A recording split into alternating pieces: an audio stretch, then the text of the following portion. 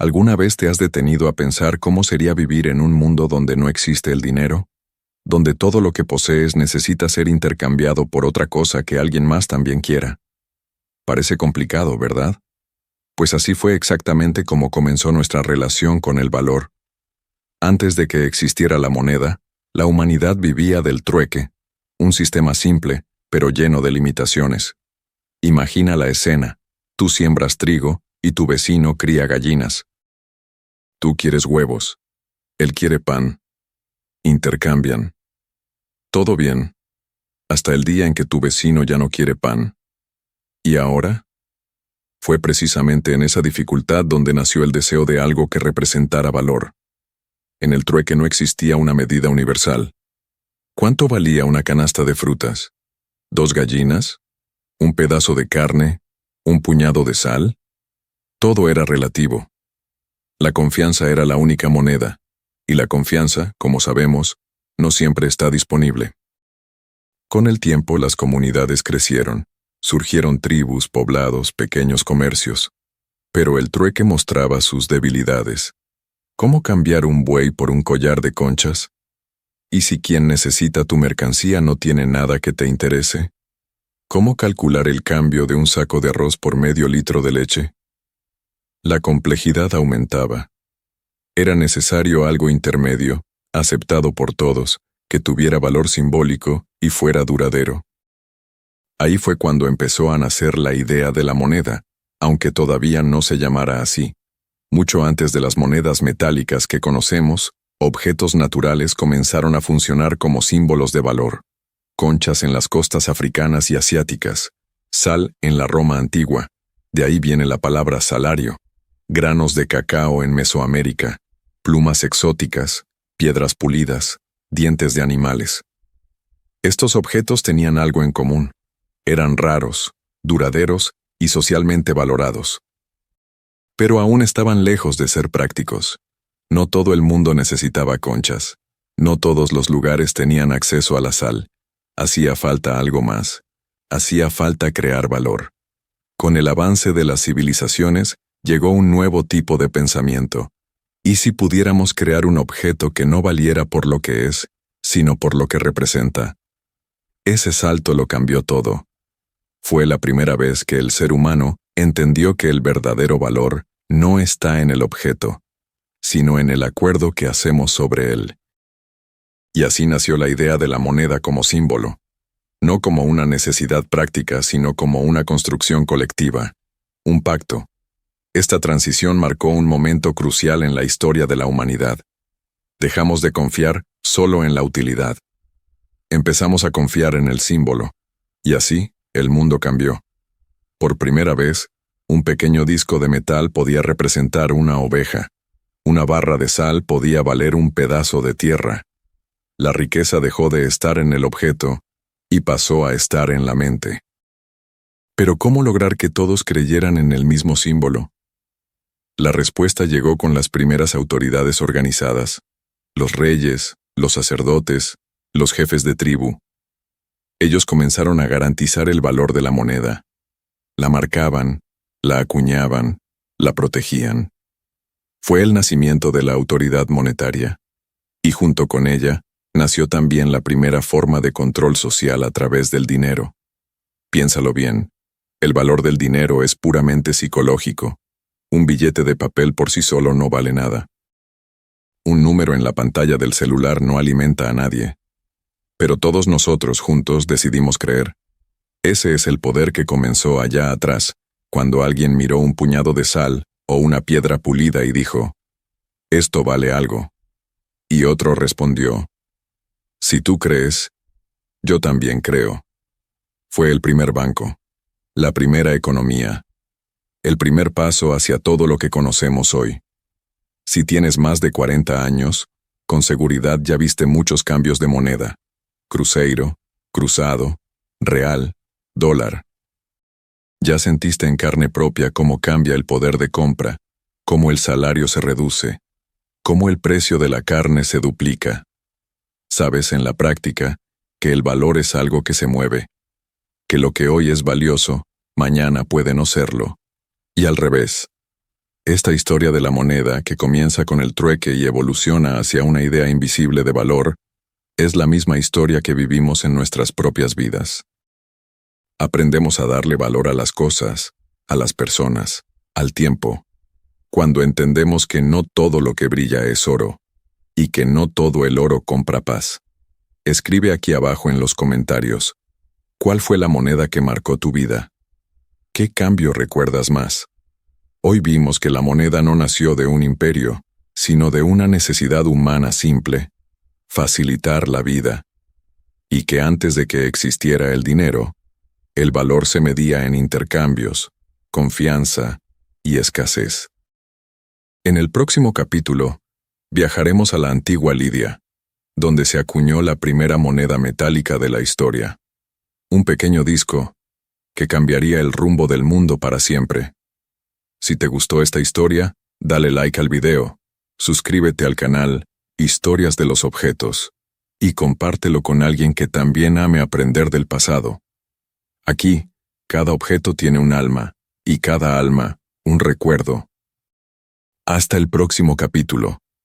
¿Puedes imaginar el momento exacto en que alguien sostuvo por primera vez una moneda de metal y dijo: ¿ahora todos van a aceptar esto como valor?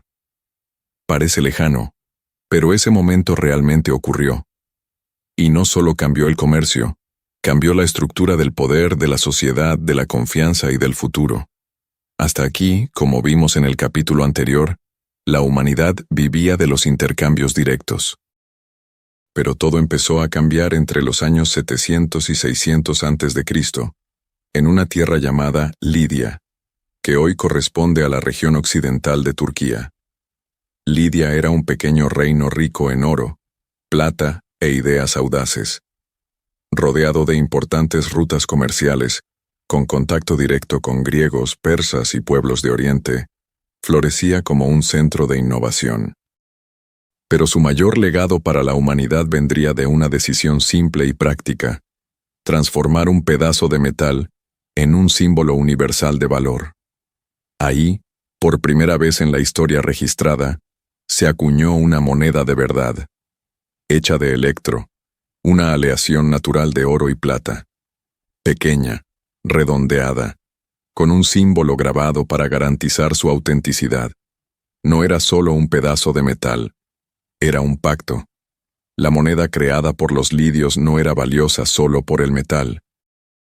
Llevaba el símbolo del Estado, lo que representaba un nuevo concepto: la garantía de valor por parte de una autoridad. Ya no era necesario pesar el oro ni confiar en el carácter del otro. La moneda venía con un sello de confianza grabado, normalmente el rostro de un rey o una imagen mitológica. Quien sostenía esa moneda sostenía un contrato invisible de valor. Eso facilitó el comercio, aceleró los negocios y dio origen al concepto moderno de economía.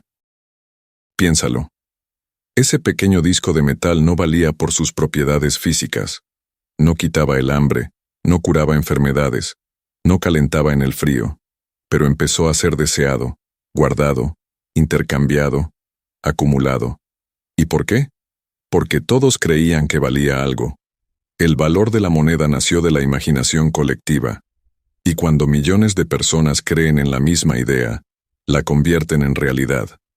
Así fue con las religiones, así fue con los imperios, y así fue con el dinero. El rey que se hizo famoso por esta innovación fue Aliates, padre de Creso, el legendario rey de Lidia. Y fue bajo el reinado de Creso que la acuñación de monedas se perfeccionó, se organizó y se difundió. Creso era tan rico que hasta hoy usamos la expresión rico como Creso. Y su riqueza venía precisamente del uso estratégico de las monedas. Al crear un sistema monetario estandarizado, Creso no solo facilitó el comercio, pasó a controlar la economía. Sabía exactamente cuánto oro había en circulación, cuánto cobraba de impuestos y cuánto podía invertir en guerras, caminos o templos. La moneda, así, se convirtió en una herramienta de poder. Con monedas estandarizadas, los mercados se organizaron mejor. Los comerciantes comenzaron a guardar ganancias. La acumulación se volvió posible. Surgieron los primeros cofres, y por primera vez, las personas empezaron a entender el concepto de riqueza almacenada. Antes que si cambiabas 10 gallinas por una vaca, tenías que cuidar la vaca de inmediato. Ahora, podías vender las gallinas, guardar las monedas y comprar la vaca cuando quisieras. Eso le dio libertad a la gente. Y con la libertad, llegó el movimiento. La idea de la moneda se propagó como fuego. Los griegos la adoptaron, los romanos la ampliaron y crearon su propio sistema monetario. Los persas, egipcios y cartagineses comenzaron a acuñar monedas con símbolos locales. En China, surgieron monedas redondas con un agujero en el centro, hechas de bronce. Cada pueblo creó su propia versión, pero todos aceptaban la misma regla. Este pedazo de metal representa algo. Tiene valor porque todos estamos de acuerdo con eso. Y así, por primera vez, la humanidad logró realizar transacciones complejas, registrar riqueza y formar imperios conectados por la economía. Con el uso de las monedas, también nació la figura del tesorero, del banquero, del cambista. Personas que protegían, intercambiaban y contabilizaban el dinero de otros. El templo se convirtió en banco, la plaza en mercado, la balanza en símbolo de justicia. Todo alrededor de la moneda se transformó. Y todo lo que conocemos hoy, del salario a la tarjeta de crédito, del impuesto al ahorro, nació ahí, en ese momento en que una moneda fue acuñada por primera vez. Si tienes más de 40 años, con seguridad ya sostuviste diferentes monedas en las manos. Monedas de cobre, níquel, plateadas, pequeñas o pesadas. Algunas con dibujos de animales, otras con rostros de presidentes. Algunas valían mucho, otras casi nada. Pero todas contaban una historia. ¿Recuerdas cuando se podía comprar un dulce con una monedita de 1 centavo? ¿O cuando salía una moneda conmemorativa y todo el mundo quería guardarla? Tal vez aún tengas un frasquito escondido con monedas antiguas, no por su valor financiero, sino por su valor emocional. Porque cada moneda, en el fondo, es una cápsula del tiempo. Cuando se creó la primera moneda en la antigua Lidia, nadie imaginaba que aquel pequeño pedazo de metal se convertiría en el corazón palpitante de los imperios más grandes de la Tierra. La moneda no solo facilitó el comercio, se transformó en símbolo de civilización, de poder y de dominio. Cada imperio que creció en los siglos siguientes entendió rápidamente algo esencial. Controlar la moneda era controlar al pueblo, las rutas, los mercados y la propia historia. Las civilizaciones más poderosas de la antigüedad usaron la moneda como un arma silenciosa, pero altamente eficaz. Y la forma en que lo hicieron demuestra cómo, desde sus orígenes, la moneda tuvo un papel que iba mucho más allá de la economía. Moldeaba culturas, religiones, guerras e incluso la noción de identidad nacional. En cada moneda acuñada había más que metal. Había mensaje, propaganda, estrategia y dominio. Los griegos fueron maestros en este proceso. Sus ciudades-estado eran independientes, con sus propios gobernantes, sus propios dioses y, por supuesto, sus propias monedas. Atenas, por ejemplo, acuñaba monedas con la imagen de la lechuza, símbolo de la sabiduría y de la diosa Atenea. Estas monedas se difundieron por todo el Mediterráneo, aceptadas por comerciantes de distintas lenguas y pueblos. La confianza en la moneda griega era tan grande que circulaba incluso fuera del territorio ateniense. Eso decía mucho sobre la influencia de una ciudad. Cuando la moneda de un lugar es aceptada incluso por quienes no viven ahí, demuestra que ese lugar no es solo una nación, es una potencia. Pero fue con los romanos cuando la moneda alcanzó un nuevo nivel. Roma entendió que el dinero no era solo una herramienta de intercambio, era un instrumento político. Las monedas romanas llevaban los rostros de los emperadores, frases en latín exaltando sus victorias, símbolos de conquistas y de gloria. Cada moneda era una especie de periódico portátil que informaba a la población quién estaba en el poder, qué había hecho y por qué merecía reverencia. Y como esas monedas llegaban a manos de soldados, comerciantes, esclavos, campesinos, navegantes, todos, sin excepción, absorbían el mensaje. Imagina vivir en esa época. Recibías tu paga como legionario, mirabas la moneda y veías el rostro de César Augusto estampado, junto a palabras como divino o invicto. Eso no era solo un salario, era una forma de adoctrinamiento silencioso. Aunque nunca hubieras visto al emperador en persona, él estaba en tu bolsillo, todos los días. Además, Roma supo usar la moneda como símbolo de unificación.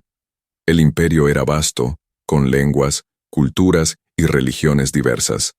Pero la moneda era una sola. En cualquier rincón del imperio, desde Jerusalén hasta la frontera de Escocia, se podía usar la misma moneda. Eso le daba a los romanos una enorme ventaja logística y simbólica. El ciudadano del imperio podía sentirse parte de un todo, incluso sin salir de su ciudad. En la práctica, la moneda hizo posible la expansión imperial. Facilitó la recaudación de impuestos, el pago de tropas y la organización de los mercados. La moneda fue uno de los engranes que permitió que la maquinaria romana durara siglos. En Oriente, el mismo fenómeno ocurría con un matiz distinto. China, que ya utilizaba objetos como cuchillos y conchas como moneda, fue una de las civilizaciones más innovadoras en el ámbito monetario. Ya en el siglo VII a.C., las dinastías chinas comenzaron a acuñar monedas de bronce con agujeros en el centro, lo que permitía llevarlas en cordones. Un símbolo práctico y eficiente, y una muestra de cómo los chinos ya pensaban adelantados a su tiempo. Durante la dinastía Han, la moneda se consolidó como una herramienta del Estado. Con la centralización del poder, el gobierno chino estandarizó la moneda y pasó a controlarla directamente. Además, en momentos de crisis, el Estado intervenía de forma directa en la economía, usando la moneda como instrumento para equilibrar los mercados. Algo que vemos hasta hoy, en gobiernos modernos que recurren a la emisión monetaria para enfrentar recesiones o inflación. El imperio persa también entendió la importancia de esto. El rey Darío I, en el siglo V a.C., creó una de las monedas más icónicas de la historia antigua, el dárico, una moneda de oro de alta pureza, ampliamente aceptada en todo el imperio. Darío sabía que, para mantener unido un territorio tan extenso, necesitaba una economía funcional, y la moneda estaba en el centro de ello. Con el dárico, los comerciantes podían cruzar desiertos y montañas, hacer negocios con pueblos lejanos y confiar en que serían pagados de manera justa. Era un verdadero pase libre económico. Las monedas, en todas estas culturas, comenzaron a contar historias. Registraban victorias en batallas, reformas administrativas, alianzas religiosas y promesas políticas. Llevaban imágenes de dioses, animales sagrados, templos y emperadores. La moneda era propaganda en metal, resistía el paso del tiempo, circulaba más que cualquier carta o mensajero. Y aun siglos después de que una civilización desapareciera, las monedas siguen siendo encontradas por arqueólogos, intactas, brillando bajo la tierra, como testigos silenciosos de tiempos antiguos. Es curioso cómo, a lo largo de los siglos, incluso con tanta diversidad cultural, los imperios más exitosos entendieron que el control de la moneda era tan importante como el control del territorio. En muchos casos, incluso más importante.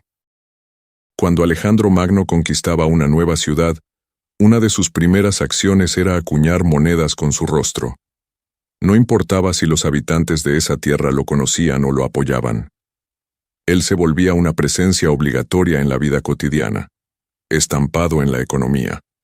Era una forma sutil, pero extremadamente poderosa, de decir, ahora el que manda aquí, soy yo. Esta práctica continuó durante siglos. Incluso después de la caída de los imperios, la moneda siguió siendo símbolo de soberanía.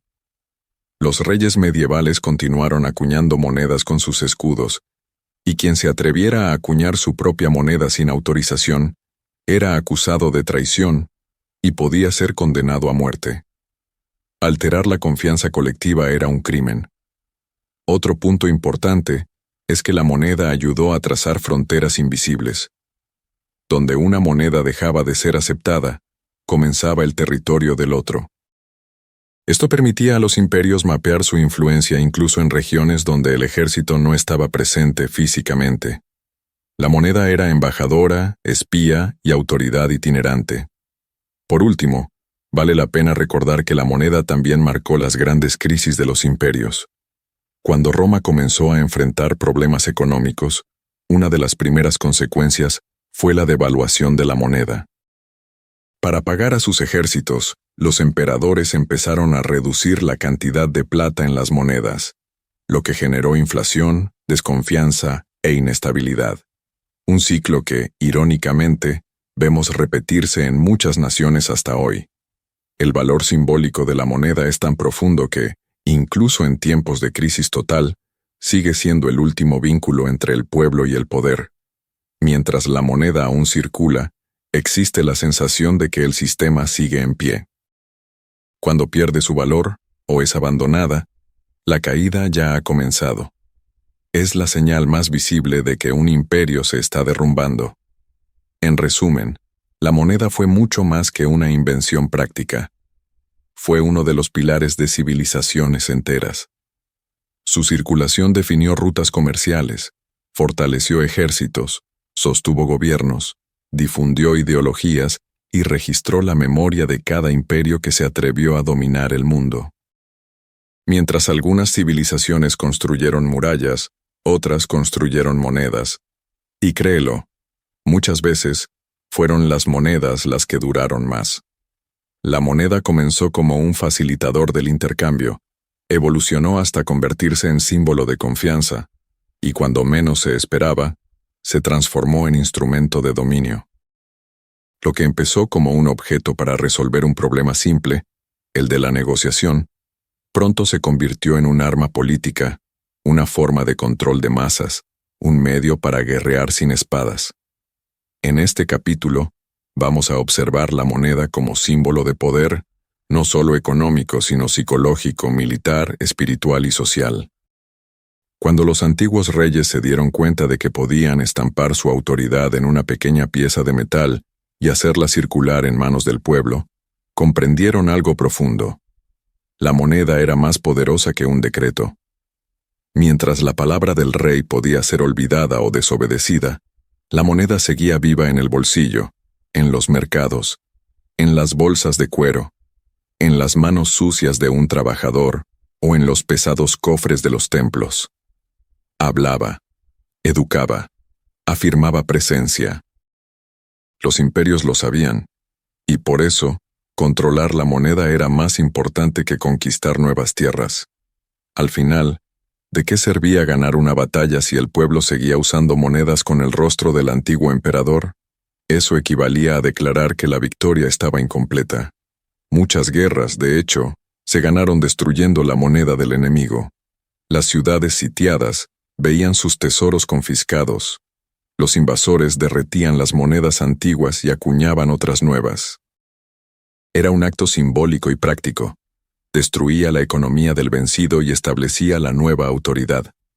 Pero el poder de la moneda no terminaba ahí. Con ella, los gobernantes comenzaron a crear realidades. Si necesitaban financiar una guerra, bastaba con acuñar más monedas. Si querían estimular el comercio, reducían el valor de los tributos. Si querían castigar, provocaban inflación de manera deliberada, destruyendo el valor de las monedas antiguas para que el pueblo perdiera poder adquisitivo. Sí. La moneda podía oprimir. Con ella, el trabajo podía ser devaluado. Imagina a un campesino que pasa semanas cosechando trigo. Va al mercado y descubre que con el mismo puñado de monedas ahora solo puede comprar la mitad de la harina. Él sigue siendo el mismo hombre, con el mismo esfuerzo y la misma entrega, pero su moneda perdió valor. Y con ello, él también perdió. Sin necesidad de levantar la voz ni enviar soldados, Los reyes controlaban la sociedad. Bastaba con alterar el valor de la moneda. Y así nació lo que hoy llamamos política monetaria. En los reinos medievales, ese poder era absoluto. El rey tenía el derecho exclusivo de acuñar monedas. Nadie más podía hacerlo sin ser acusado de traición. El metal, el formato, la cantidad y la circulación dependían de la voluntad de una sola persona. Y quien intentara copiar o incluso guardar grandes cantidades sin declararlas, podía ser castigado con la muerte. Era un crimen contra el Estado, contra el orden, contra el rey. Más tarde, con el surgimiento de las casas de moneda y de los primeros bancos, ese control pasó de las manos de la realeza a instituciones centralizadas. Pero el principio seguía siendo el mismo.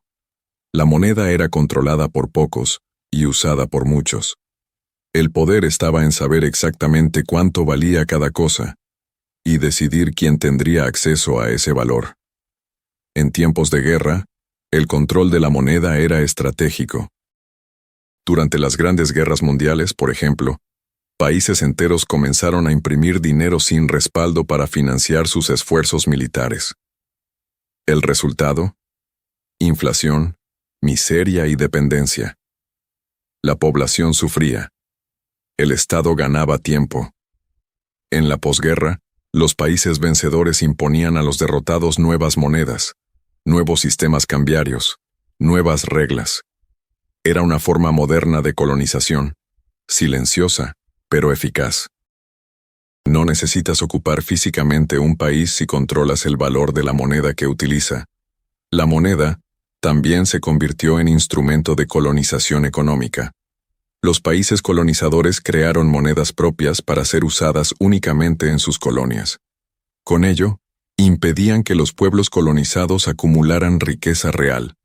El dinero que ganaban solo tenía valor dentro de un sistema cerrado, controlado por quienes estaban en la cima. Y más aún, cuando la moneda de la colonia estaba ligada a la moneda del imperio, cualquier crisis en el centro irradiaba consecuencias hacia las periferias. El pueblo sufría, incluso sin saber de dónde venía el golpe. A lo largo de la historia, líderes carismáticos usaron la moneda como símbolo de revolución.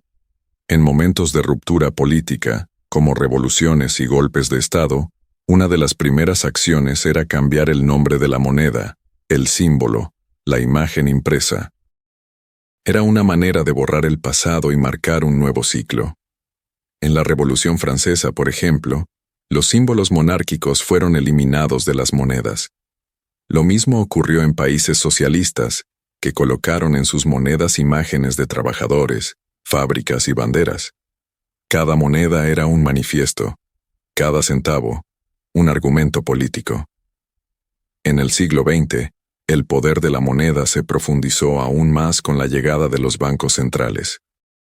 Ahora, el Estado podía controlar las tasas de interés, la inflación, el volumen de crédito y el precio de las exportaciones. Todo a partir de decisiones sobre el valor de la moneda. Sin disparar un solo tiro, sin promulgar una ley, los gobiernos podían provocar una revolución económica simplemente ajustando una tasa. La moneda también comenzó a influir en los comportamientos. Con la creación de las tarjetas de crédito y de las monedas digitales, las personas dejaron de ver el dinero de forma física, y eso alteró la percepción del valor. Gastar se volvió más fácil. El consumo aumentó, y los gobiernos, atentos a ese movimiento, entendieron que podían estimular o frenar la economía con impulsos sutiles.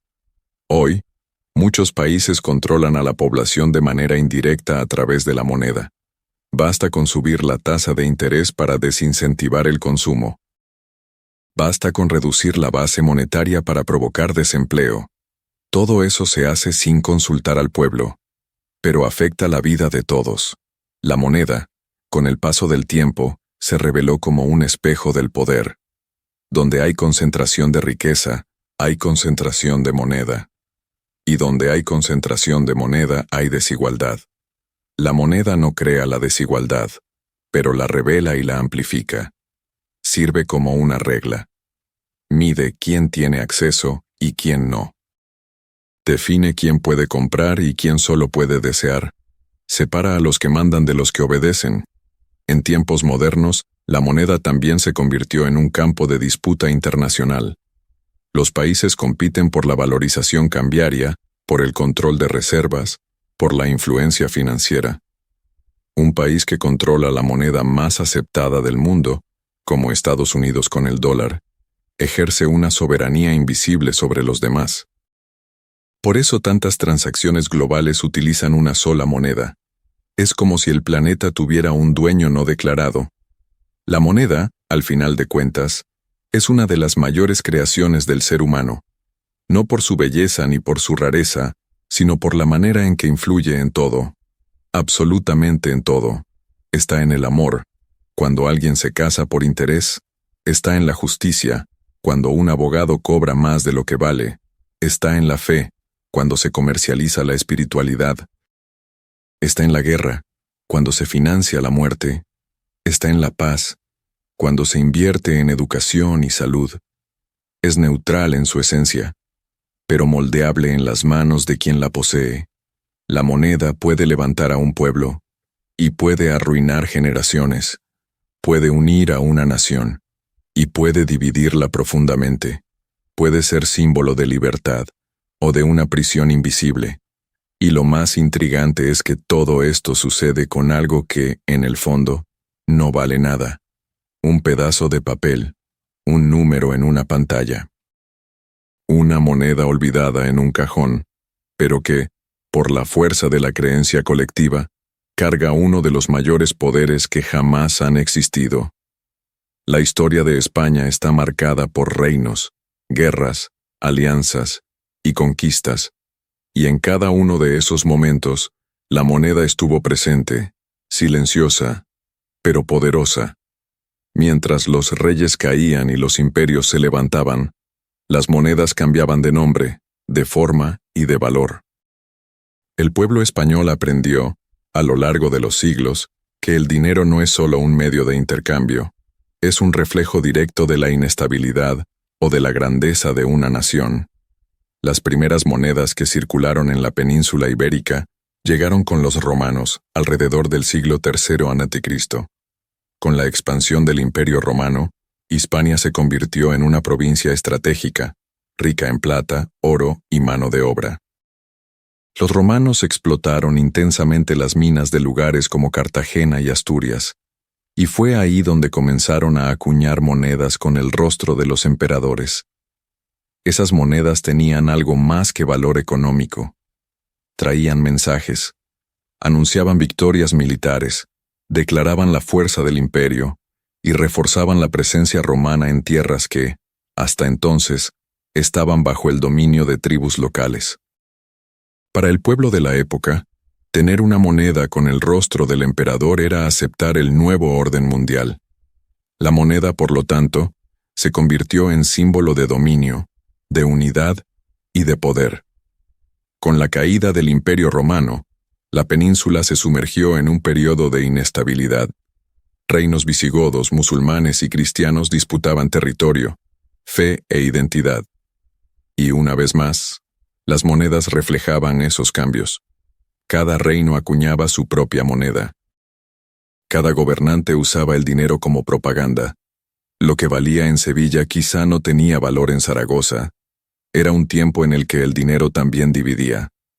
Pero con el avance de la Reconquista, y especialmente con la unificación de los reinos de Castilla y Aragón a finales del siglo XV, España comenzó a consolidar su sistema monetario. Fue bajo los reyes católicos, Isabel y Fernando, cuando nació la moneda real, con acuñación estandarizada y mayor control del Estado. Y con la llegada de Cristóbal Colón a América en 1492, la historia de la moneda española cambiaría para siempre. El oro y la plata de las colonias americanas comenzaron a abastecer a España como nunca antes. En ciudades como Potosí, en el actual territorio de Bolivia, se extraían toneladas de plata que eran enviadas directamente a Sevilla y Cádiz. Las casas de moneda españolas trabajaron intensamente para acuñar monedas de oro y reales de plata, piezas que circularon por todo el mundo conocido.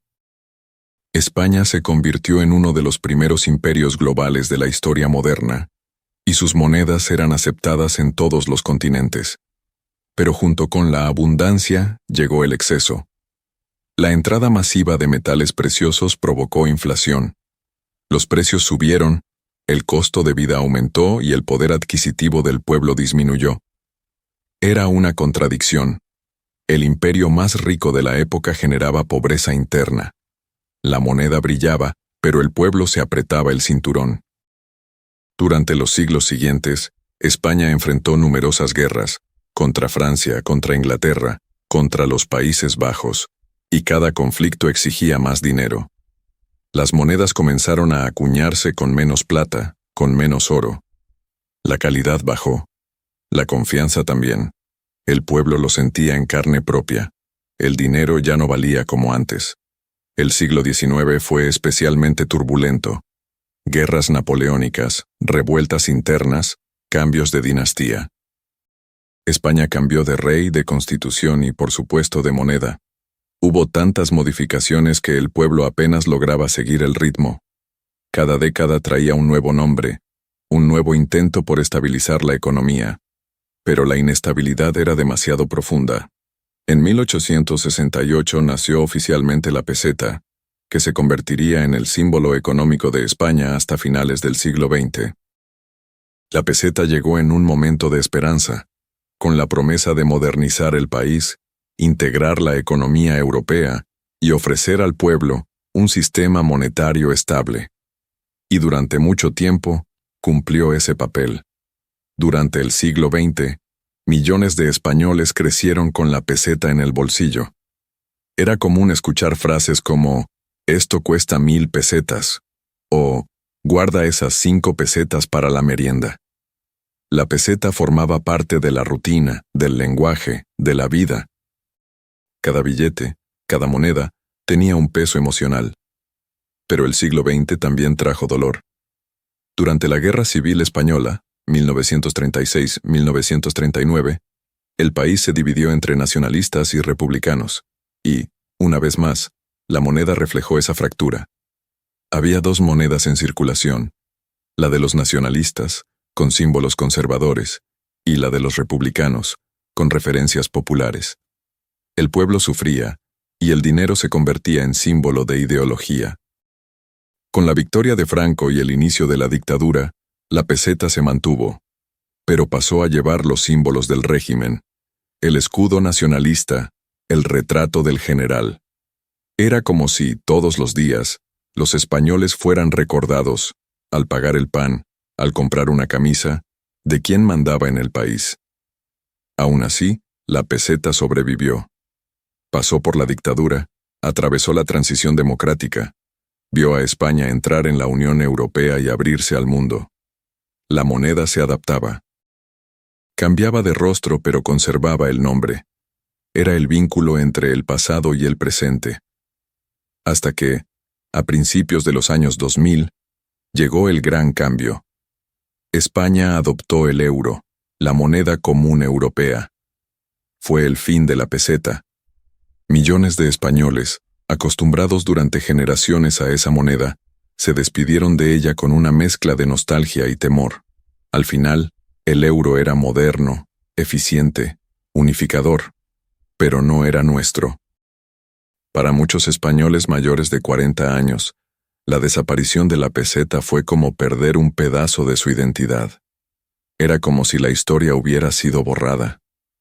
El euro trajo beneficios, estabilidad, poder adquisitivo fuera del país, integración continental. Pero también elevó el costo de vida, generó confusión con los precios y creó un sentimiento silencioso de distanciamiento. Aún hoy, muchos guardan pesetas en casa, no por su valor financiero, sino como recuerdo. Un billete de 1000 pesetas, una monedita de 5. Un cambio del supermercado olvidado en un cajón. Un símbolo de una España más cercana, más íntima, más familiar. La historia de la moneda en España es, en realidad, la historia del propio pueblo español. Un pueblo que enfrentó imperios, dictaduras, guerras, modernizaciones, crisis y transiciones, siempre con el bolsillo lleno de expectativas. La moneda reflejó cada ciclo, cada dolor y cada esperanza. Fue impuesta por los romanos, reinventada por los reyes católicos, multiplicada por el oro de América, destruida por la inflación y finalmente sustituida por la Unión Europea. Pero en cada etapa dijo mucho sobre quiénes fuimos y sobre quiénes seguimos siendo. Hoy, al mirar una moneda de euro con la imagen de Cervantes o de una catedral española, todavía es posible sentir un poco del alma del país. Pero quien vivió con la peseta lo sabe. Aquel tiempo tenía otro ritmo, otro valor, otro rostro, otro olor. Y tal vez al tocar una vieja peseta olvidada en una caja, tú también recuerdes que el verdadero valor de una moneda no está en lo que compra, sino en lo que representa. El dinero siempre ha sido un reflejo de su tiempo. Más que un medio de intercambio, es un retrato vivo de la realidad de un pueblo. En cada billete, en cada moneda, está impreso no solo un valor numérico, sino una historia de trabajo, lucha, renuncia y esperanza. Quien vivió la transición entre monedas, la inflación silenciosa de los precios, los salarios corroídos por la incertidumbre, lo sabe bien. El dinero no es solo economía, es emoción, es dignidad, es supervivencia. Para la mayoría de las personas, el primer contacto con el dinero no llegó a través de una clase de finanzas. Llegó por necesidad. Llegó en la infancia, observando a los padres contar monedas sobre la mesa de la cocina, escuchando frases como: "Este mes va a estar apretado. Déjalo para el mes que viene. Hoy no alcanza". Llegó caminando con el abuelo al mercado, con algunos billetes doblados en el bolsillo y una lista corta en la mano. Llegó con la mirada de la madre tratando de hacer milagros con lo poco que tenía. El dinero nos moldea desde pequeños. Define lo que comemos, lo que vestimos, dónde vivimos. Pero más que eso, define cómo nos sentimos frente a la vida. Sentir que falta el dinero es sentir que falta el suelo. Es cargar un peso invisible sobre los hombros. Es sentirse pequeño ante un mundo que exige mucho. Y aún así, con todo ese peso, el dinero también es sueño. Para el trabajador común, un billete extra a fin de mes representa mucho más que un número. Representa los tenis del hijo, la pizza del domingo, un respiro en el presupuesto, el regalo de cumpleaños, la esperanza de algo mejor. El pueblo carga el dinero con más alma que cualquier inversionista. Porque para el pueblo, cada centavo tiene nombre. No es un número en una hoja de cálculo, es un día de trabajo, un kilo de arroz, un medicamento para la abuela. Y cuando el dinero falta, falta todo. Pero cuando llega, aunque sea poco, llega la alegría, llega el alivio, llega el aliento. Esa relación emocional con el dinero atraviesa generaciones. Los mayores, por ejemplo, aún tienen la costumbre de guardar billetes en sobres, escondidos al fondo de un cajón. No solo por desconfianza, sino porque saben lo que es vivir sin, saben lo que es ver cerrar el banco, cambiar la moneda, perder valor el salario de un momento a otro. Para esa generación, tener dinero guardado es sinónimo de seguridad, y la seguridad vale más que los intereses. Otros recuerdan los tiempos en que los salarios se pagaban en efectivo. El patrón entregaba el dinero en la mano del trabajador, que regresaba a casa sintiendo el valor de cada billete. Había cierta solemnidad en ese gesto. Hoy, con depósitos automáticos y transferencias digitales, esa relación se volvió más fría, más práctica, pero también más distante. Porque al pueblo le gusta ver, le gusta contar, le gusta sentir que el esfuerzo se convirtió en algo concreto. El dinero físico todavía ocupa un lugar en el corazón de quien aprendió a darle valor a lo poco. El dinero también educa, o debería educar, enseña sobre límites, sobre espera, sobre esfuerzo. Quien creció escuchando, no podemos comprar eso ahora, Desarrolló una noción más clara de la realidad. Aprendió a soñar con los pies en la tierra. Aprendió a valorar lo que tiene, no solo por escasez, sino por construcción de carácter. Por otro lado, la ausencia constante de dinero también deja marcas. ¿Cuántas familias no se desintegraron por deudas? ¿Cuántas personas no perdieron la salud mental tratando de cuadrar cuentas? ¿Cuántas madres no se durmieron llorando, sin saber cómo pondrían comida en la mesa al día siguiente? La moneda, en ese sentido, es cruel. No perdona distracciones. No negocia con la urgencia. No entiende el llanto. O tienes, o debes. Y en ese ciclo de trabajar para pagar, pagar para vivir, vivir para que no falte, mucha gente se olvida de vivir de verdad. Pero también es cierto que el dinero revela fortaleza, porque incluso con tan poco, el pueblo sigue adelante, trabaja, lucha, improvisa, prepara comida para llevar, vende dulces, cose de madrugada, limpia casas ajenas, enfrenta 2 horas de transporte público, y aún así, encuentra espacio para sonreír, para celebrar cumpleaños con un pastel sencillo y refresco barato, para dar un regalo envuelto en papel de periódico, para ser feliz con lo poco, porque, a veces, es lo único que hay. Esa es la grandeza que la moneda no mide, la fuerza de quien hace mucho con poco. En los mercados, en las ferias, en los camiones, en las filas del banco, el dinero circula como la sangre en las venas de la ciudad, y cada billete, cada moneda, carga un pedazo de la historia de alguien.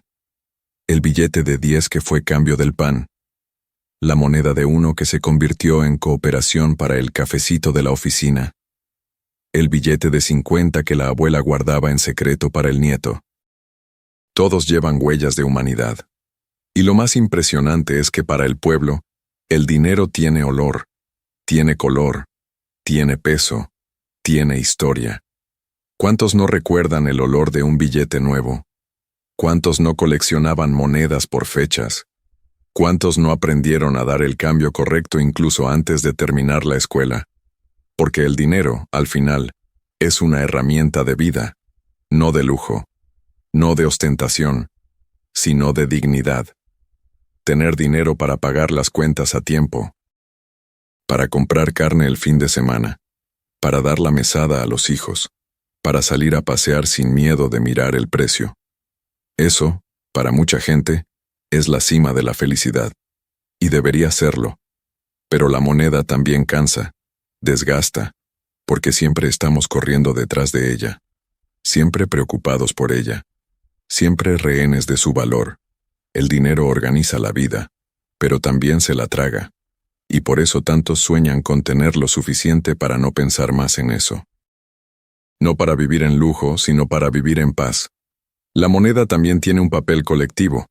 En un barrio, por ejemplo, el dinero decide si habrá farmacia o punto de droga, panadería o bodega clandestina. El flujo de dinero moldea la estructura de las ciudades. Donde hay circulación económica, hay desarrollo. Donde falta, crece el abandono. Y el pueblo lo percibe. Percibe cuando la plaza es olvidada, cuando la escuela cierra, cuando el camión no pasa. Porque sabe, si no vale la pena invertir aquí es porque creen que nosotros no valemos nada. Pero el pueblo vale, y mucho. Porque al final de cuentas es él quien sostiene todo. Cada tienda, cada fábrica, cada hospital, cada escuela, todo funciona porque hay gente común poniendo el dinero a circular, comprando, pagando, confiando. La moneda puede estar en manos de pocos, pero es el pueblo quien la hace girar. Y cuando el pueblo pierde la confianza en la moneda, se pierde todo. El sistema tiembla, la economía se sacude, porque sin confianza la moneda se vuelve papel, se vuelve metal inútil, se vuelve ausencia. La historia de la moneda, por lo tanto, no es la historia de reyes, bancos o presidentes. Es la historia del pueblo, de quienes se levantan temprano, hacen fila, trabajan más de lo que deberían, ganan menos de lo que merecen, pero no se rinden, porque creen que mañana puede ser mejor. Y quizá lo sea, porque, en el fondo, la moneda tiene alma. El alma de quien la toca, de quien suda por ella, de quien la comparte con los hijos, de quien la guarda para Navidad, de quien la multiplica con creatividad, de quien la invierte en el futuro, incluso sin saber si va a funcionar. Esa es la verdadera riqueza, la que no está en las bóvedas, sino en los corazones. El dinero siempre fue algo que se podía tocar, que se oía, que se sentía. Durante siglos tuvo cuerpo, sonido, peso. Era posible sostenerlo, contarlo, esconderlo, olerlo. Había algo casi íntimo en la relación entre las manos y el valor, pero eso empezó a desaparecer, y mucha gente ni siquiera se dio cuenta de cuándo pasó. La era digital no llegó con estruendo, llegó en silencio. Primero vinieron las tarjetas magnéticas, luego las tarjetas con chip, después las aplicaciones bancarias, la contraseña, la biometría, el código QR, el Pix. Hoy, el dinero casi no tiene rostro, y si no te detienes a pensarlo, tal vez no notes que sigue ahí, pero está. Solo que ahora se transformó en un número en la pantalla, una notificación en el celular, un estado de cuenta por correo electrónico. Y con eso, nuestra relación con él también cambió. Para quienes tienen más de 40 años, esta transición se sintió en el cuerpo. Fue como cambiar el apretón de manos por un mensaje, como sustituir la conversación al oído por un emoji. La conexión sigue, pero perdió el contacto. Antes, el pago era un momento, un gesto. La persona entregaba el billete, recibía el cambio, contaba, guardaba. Era un intercambio simbólico. Yo doy algo, recibo algo. Hoy, acercas la tarjeta o el celular, y listo. Ni siquiera sientes que gastaste. Y tal vez ese sea el mayor impacto de la era digital, la pérdida de la conciencia del valor. Con el dinero físico, sabías cuándo te estabas quedando sin él. El bolsillo se sentía ligero, la cartera se vaciaba, el sonido de las monedas desaparecía. Era una señal. Con el dinero digital, solo te das cuenta cuando ya se fue, cuando el estado de cuenta avisa, cuando se revienta el límite, cuando la aplicación se bloquea, y eso lo cambia todo. No se trata solo de tecnología, se trata de comportamiento, de sentimiento, de identidad. Porque el dinero, cuando deja de ser físico, también deja de ser emocional. Muchos padres, por ejemplo, aprendieron a enseñar a sus hijos el valor del dinero con billetes reales. Daban la mesada en efectivo. El niño aprendía a contar, a guardar, a esperar. Hoy la mesada va a una cuenta digital, y el niño no ve, no toca, no entiende. La educación financiera se perdió en lo invisible. Pero no todo fue pérdida. La era digital trajo una revolución positiva en muchos aspectos. Pagos más rápidos, más seguros, más organizados. Hoy haces una compra con un clic, recibes un pago al instante. Transfieres dinero sin salir de casa. En segundos, el dinero cambia de manos. Eso facilita la vida, reduce riesgos y agiliza procesos. Con el Pix, por ejemplo, nació una nueva forma de vivir. Los pequeños comerciantes empezaron a vender más, porque ya no dependen del cambio. Los trabajadores independientes cobran de inmediato. La gente divide la cuenta del restaurante sin complicaciones. Todo práctico, todo al momento. La tecnología acortó distancias, pero también creó una nueva dependencia, la dependencia de la pantalla. Sin internet, sin celular, sin batería, el dinero desaparece. No hay plan B. Quien está totalmente digitalizado siente una enorme incomodidad cuando la aplicación no abre, cuando la tarjeta no pasa, cuando el banco se cae. Y lo que antes era una excepción, se volvió rutina. ¿Cuántas veces ya escuchaste? Solo aceptamos transferencia. No hay sistema. Solo tarjeta. El dinero físico fue expulsado de los bolsillos sin pedir permiso. En algunos lugares incluso la propina se volvió transferencia digital. Un código en la pared sustituyó el «muchas gracias» con la mano extendida. Este cambio afecta sobre todo a las generaciones que aprendieron a valorar lo concreto. Personas que guardaban monedas en latas, billetes doblados en el sostén, sobres en el closet. Gente que sentía seguridad al ver el dinero ahí, frente a los ojos. Para esas personas, la era digital es, al mismo tiempo, una bendición y una molestia. Bendición porque simplifica, pero molestia porque aleja, y aleja no solo el tacto sino también la memoria. Antes, un billete roto contaba una historia. Una moneda gastada revelaba cuánto había circulado. Una alcancía llena de monedas era símbolo de conquista. Hoy todo está en saldo disponible, y la forma en que gastamos también cambió. Gastar dinero digital es más fácil. No duele, no pesa, no exige atención. Basta con dar clic, y con eso, el consumo aumentó. La gente compra por impulso, acumula suscripciones que no usa, pierde la noción de cuánto ya gastó. Porque el dinero ya no pasa por la mano, solo por la pantalla. Además, la era digital trajo vigilancia. Cada centavo deja rastro. Cada compra queda registrada. Cada movimiento puede ser accedido por sistemas, bancos, gobiernos. El dinero perdió privacidad, y con eso, también perdió un poco de libertad. Antes, podías darle una moneda a una persona en la calle sin que nadie lo supiera. Hoy tienes que preguntar si tiene transferencia. ¿Y si no tiene? Esta nueva era, aunque tecnológica, expone aún más las desigualdades, porque quien está fuera del mundo digital está fuera de la economía. No recibe, no vende, no participa. Es como si no existiera. La inclusión digital se volvió requisito para existir financieramente. Pero no se trata de volver al pasado. El mundo avanza. Y el dinero digital sí es una evolución. El problema no está en la herramienta. Está en la forma en que nos relacionamos con ella. Porque perdimos el respeto por el valor. Perdimos el hábito de mirar a los ojos a quien vende. Perdimos el gesto de dar el dinero en la mano, de agradecer el cambio, de guardar el billete con cuidado. Perdimos el ritual. Y los rituales importan. Nos recuerdan que el dinero es más que un número. Es esfuerzo convertido en algo. Es tiempo transformado en posibilidad. Es vida condensada en un valor. Cuando el dinero deja de tener rostro, también pierde parte del alma. Pero hay un camino de equilibrio. Es posible vivir en la era digital sin desconectarse de la esencia. Es posible usar transferencias y aún así, enseñar a los hijos a ahorrar. Es posible pagar con tarjeta y seguir entendiendo el valor de la propina. Es posible transferir un monto y recordar que, del otro lado, hay una persona, no un sistema. La tecnología es poderosa, pero el ser humano es mayor.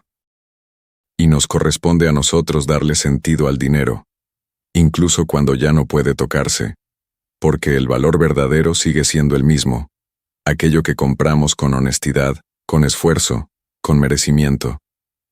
Sea un billete doblado en el bolsillo o un número en la cuenta, el dinero solo tiene sentido cuando se usa con conciencia.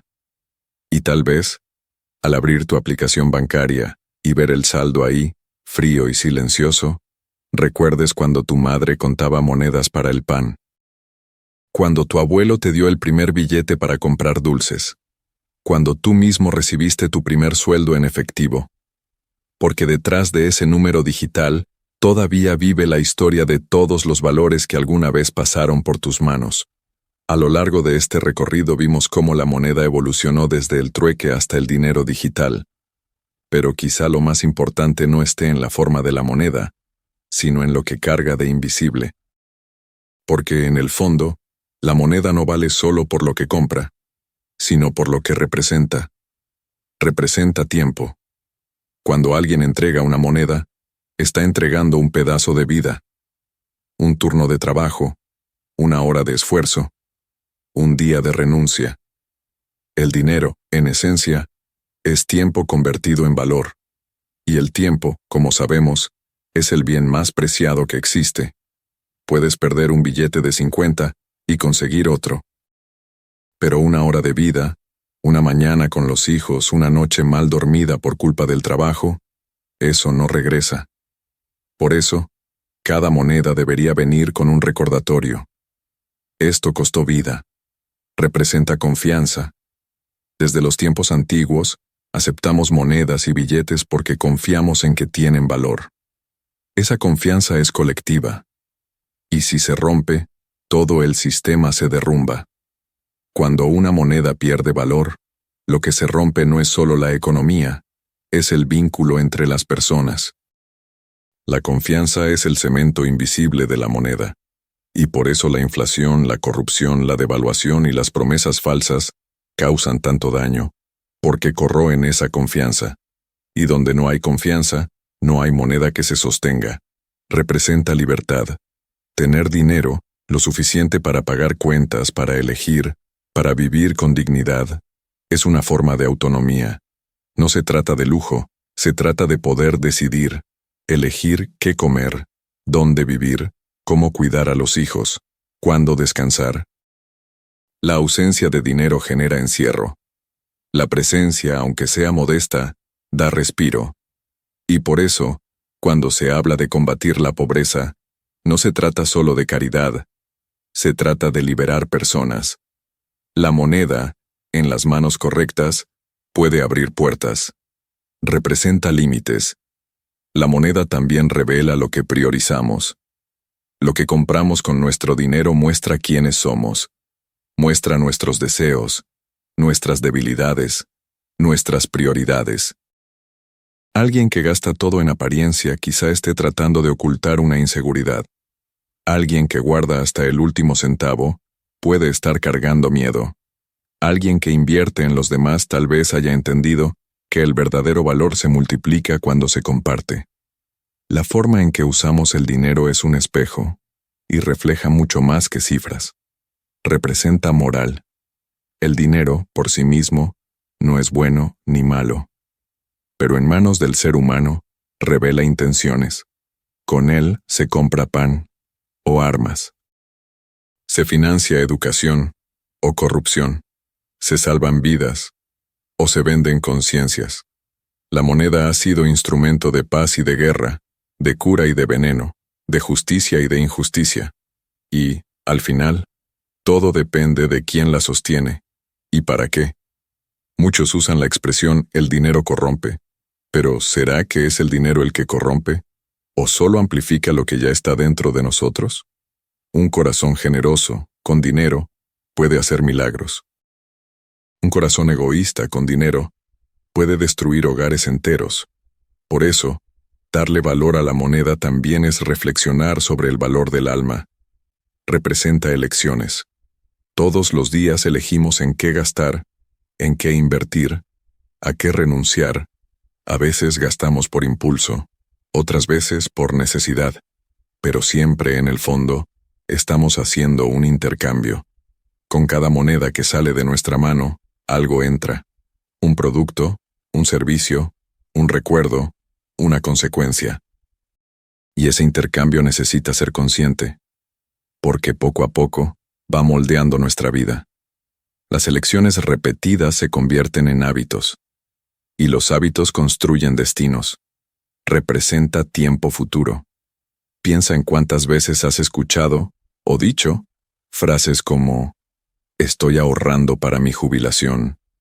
Quiero darles una vida mejor a mis hijos. Estoy invirtiendo en el mañana. El dinero es muchas veces esperanza anticipada. Guardamos porque creemos, porque soñamos, porque queremos sembrar para cosechar, y eso es hermoso, porque demuestra que incluso en un mundo tan acelerado, todavía hay quien sabe esperar. Representa memoria. Una moneda antigua olvidada en un cajón, un billete que ya no circula, una alcancía guardada desde la infancia. Todo eso es memoria afectiva. Es como si el tiempo hubiera quedado atrapado ahí, en forma de metal o de papel.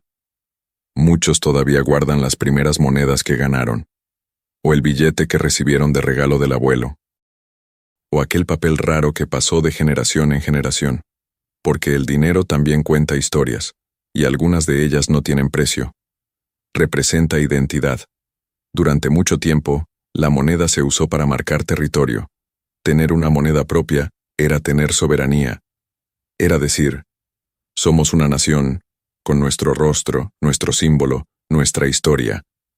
Hoy, con la globalización y las monedas compartidas, parte de eso se ha perdido. Pero aún es posible encontrar monedas con rostros de héroes, monumentos históricos, palabras en lenguas ancestrales. Y eso importa, porque aún siendo un instrumento económico, la moneda también es cultura, representa espiritualidad. Puede parecer exagerado, pero el dinero también se relaciona con lo que consideramos sagrado. En la Biblia, Jesús habla del dinero con frecuencia, no para condenarlo, sino para enseñar sobre prioridades. Decía, donde esté tu tesoro, ahí estará tu corazón. En muchas tradiciones religiosas, el dinero es visto como una bendición, pero también como una prueba. ¿Qué haces con lo que recibes? ¿Compartes o acumulas? ¿Ayudas u oprimes? ¿Agradeces o te quejas?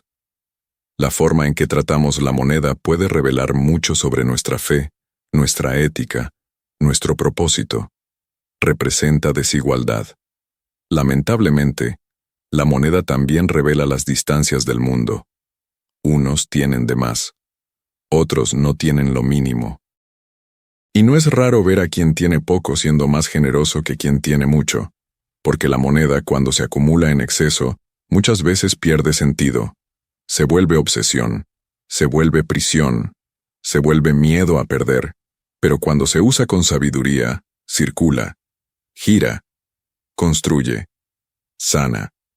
La moneda, puesta en movimiento saludable, mejora el mundo.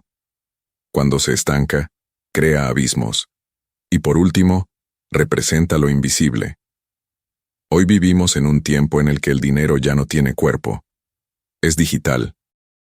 Es código. Es dato. Pero eso no lo hace menos poderoso, solo más sutil, y por lo mismo, más peligroso.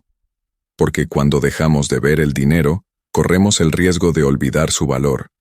Y cuando olvidamos el valor del dinero, corremos el riesgo de olvidar el valor del tiempo, del esfuerzo, de las personas. Por eso es importante detenerse y recordar.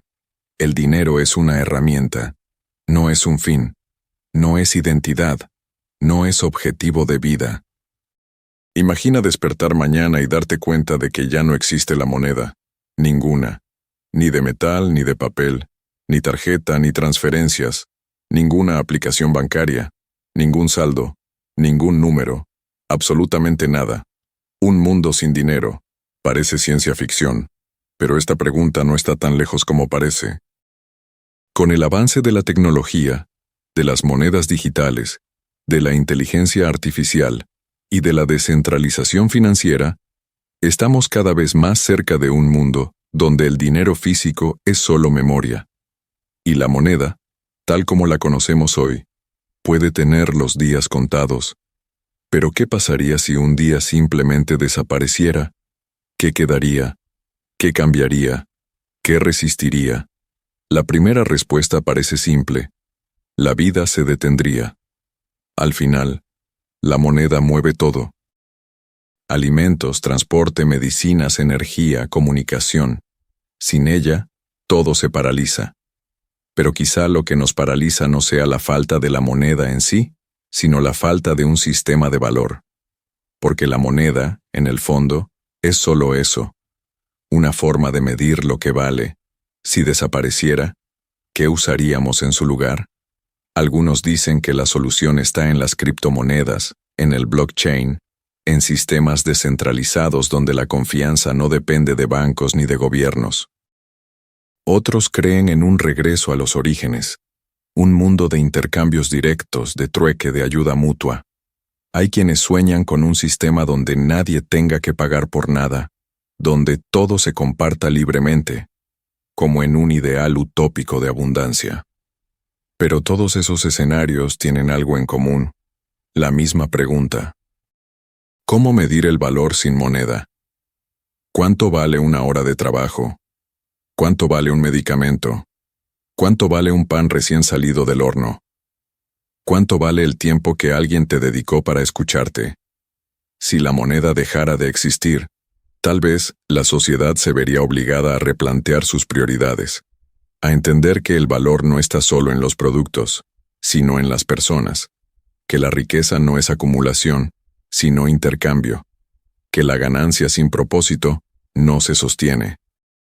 Tal vez en un mundo sin moneda, las relaciones humanas ganarían más espacio. Tal vez la confianza volvería a ser la principal moneda. El respeto, el tiempo, el conocimiento, la solidaridad. Pero también existe un lado oscuro en esa ausencia. Sin moneda, ¿cómo regularíamos la ambición? ¿Cómo evitaríamos que unos explotaran a otros por fuerza, por poder, por dominio? La moneda, con todos sus defectos, trajo organización. Con ella aprendimos a cuantificar, a comparar, a negociar. Sin ella, tendríamos que reinventarlo todo, desde la tiendita del barrio hasta las grandes corporaciones, desde el mercado de la esquina hasta la política internacional. Pero quizá la pregunta más importante sea esta: ¿de verdad necesitamos que la moneda desaparezca para cambiar la forma en que nos relacionamos con ella? Tal vez no. Tal vez el fin de la moneda como objeto no sea el fin del dinero, sino el inicio de una nueva conciencia, una nueva forma de ver el valor, una nueva manera de usar lo que tenemos, una nueva forma de compartir lo que somos. Porque lo que realmente importa no es la moneda en sí, sino lo que revela sobre nosotros. Si la moneda desapareciera hoy, el mundo quedaría en silencio por unos instantes. Las máquinas se detendrían, las tiendas cerrarían, las aplicaciones se bloquearían, pero poco después surgiría el impulso humano más antiguo: sobrevivir, adaptarse, crear, compartir. Y quizá ese sería el mayor regalo de un mundo sin moneda: redescubrir el valor real de las cosas, redescubrir el valor de un abrazo, de un plato compartido, de un favor sin cambio, de un tiempo dedicado, de un trabajo hecho por amor y no por salario, de una ayuda ofrecida sin recibo, de una vida vivida sin el peso constante de la cobranza. Si la moneda dejara de existir, tal vez volveríamos a mirarnos a los ojos, a confiar en la palabra, a intercambiar con el corazón. Tal vez volveríamos a medir la riqueza por la alegría de vivir, y no por el estado de cuenta. Pero hasta que llegue ese día, mientras la moneda todavía exista, ya sea de metal, de papel o de código digital, tenemos la oportunidad de usar mejor lo que representa, no como un fin, sino como una herramienta, no como una prisión, sino como un puente, no como un ídolo, sino como un instrumento. Porque la moneda no define quiénes somos, solo revela qué hacemos con lo que tenemos. Y si algún día realmente desaparece, que desaparezca llevándose consigo el egoísmo, la avaricia y la exclusión, y que en su lugar nazca algo más grande, un nuevo valor, una nueva forma de vivir.